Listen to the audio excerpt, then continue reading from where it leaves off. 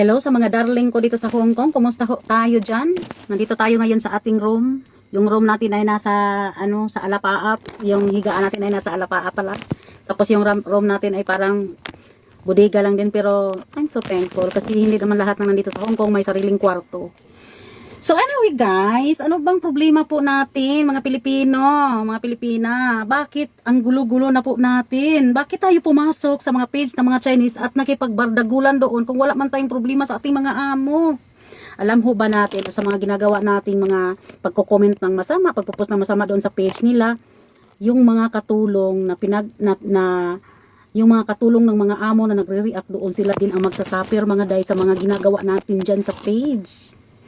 Hindi kanila pwedeng saktan dahil hindi kanila nakikita yung galit nila, inis ng mga amo na yun. Doon nila ibubuho sa mga katulong nila. Mas lalong nakakaawa yung ating mga kababayan, mga day. Huwag na tayong bakit ba makipagbardagulan tayo sa hindi naman natin kalahi, mga day? Hayaan natin yung mga local dito, yung mga Chinese. Sa akin lang yan ha, hindi ako nagmamagaling, pero yun lang din ang opinion ko ba, mga day, kahit ano pa mang gawin natin, magluksa tayo, maglupasay, magsigaw-sigaw tayo dyan sa labas, wala tayong magagawa dahil nagpunta tayo dito upang maging katulong, hindi maging amo. Yung iba nagsasabi na yung mga dumi ng amo, linisin ninyo, kayo na maglinis ng dumi ninyo. Day, wag ganun.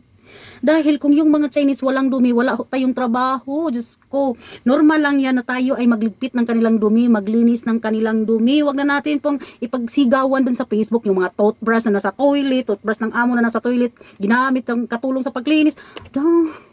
Yung mga amo niyan mapapraning at sa sobrang inis nila, ang mabuhusan nila sa kanilang mga galit ay yung kanilang sariling katulong kahit wala namang ginawang masama nang dahil lang sa inyo. Huwag ganon. Huwag tayo makipagbardagulan dito dahil wala tayo sa sarili nating bansa. Matuto tayong lumugar kahit anong man ang sabihin nila. Wala tayong magagawa. Alam nyo ba, Inday, mga Inday, tumagal na ako sa amo ko 7 years kahapon.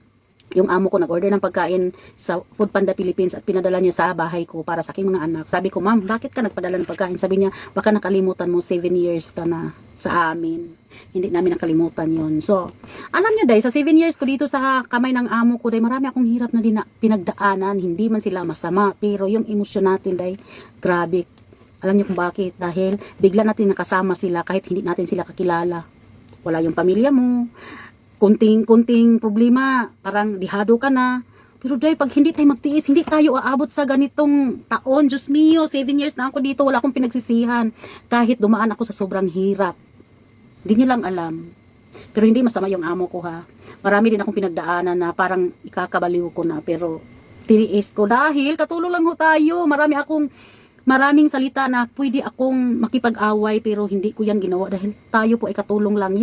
Sana yung yung tapang natin, iiwan natin sa Pilipinas. Yung iba kasi dyan nagko-comment, ang gugulo sa Facebook page ng mga Chinese, ay hindi naman yan nagka-problema na sa mga amo nila. Oo, nakikigulo lang sila dahil mga chismosa din sila.